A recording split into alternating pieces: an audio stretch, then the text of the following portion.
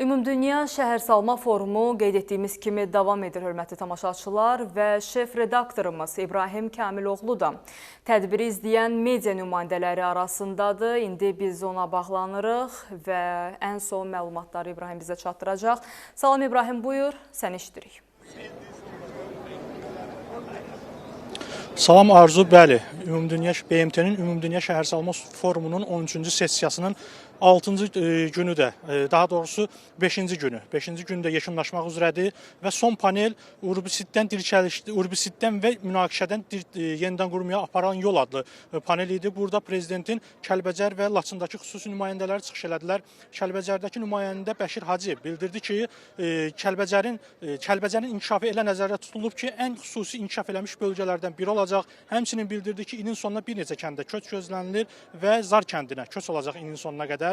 Həmçinin onu da qeyd elədi ki, mina təmizləmə fəaliyyəti burada önəmli rol oynayır. Kəlbəcər özü ən çox mina ilə çirklənmiş ərazilərdən biri idi və burada təmizləmə gedir və əsasən də bu minalar yenidən qurmaya ən çox mane olan hallardan biridir. Eləcə də prezidentin Laçındakı xüsusi nümayəndəsi Məsim Məmmədov isə bildirdi ki, əsasən yenidən qurma o demək deyil ki, yalnız tikinti aparılmalıdır. Burada təbii ki, təhsil, səhiyyə, digər məsələlər də ön plana çəkilməlidir. Yəni bu forumların əsas məqsədi odur ki, şəhərsalma elə qurulmalıdır ki, insan üçün hər şey əlçatan olmalıdır, yaxın olmalıdır.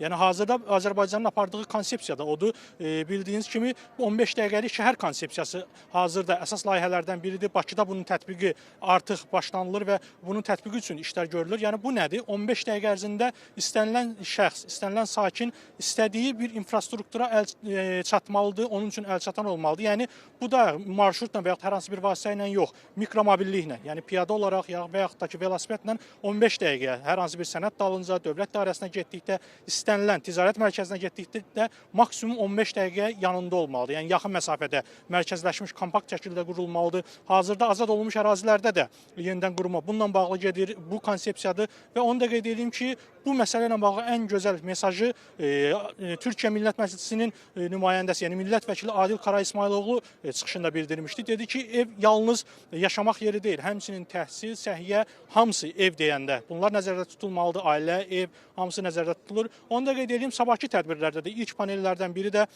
mina təmizləmə ilə bağlıdır. Mina təmizləmə agentliyinin bir paneli var. Orada münaqişədən sonraki vəziyyət, yenidən qurmada mina fəaliyyətinin rolu adlı olacaq. Təşəkkür edirik. Ətraflı məlumat üçün İbrahim, belə hörmətli tamaşaçılar, sağ olun, əsas xəbərlərini təqdim etdik. Yenidən görüşmək ümidi ilə. Salamat qalın.